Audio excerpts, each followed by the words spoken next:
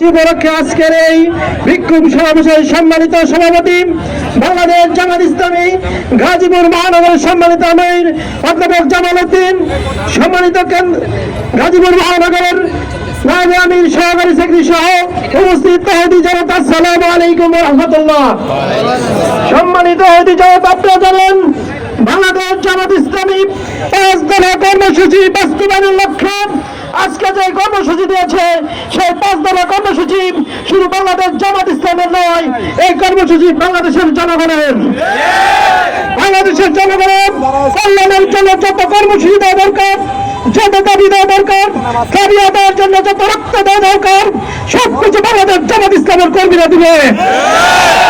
আমাদেরকে সেই 5 দফা কর্মসূচি এই সরকারকে মেনে নেওয়ার আহ্বান জানিয়ে বাংলাদেশ বিগত সরকারের 14 দলের দোষর জাতীয়বাদী সহ সকল রাজনৈতিক দলকে নিষিদ্ধ করার আহ্বান জানিয়ে আমি আমার বক্তব্য শেষ করছি। সবাইকে ধন্যবাদ। আসসালামু আলাইকুম ওয়া রাহমাতুল্লাহ।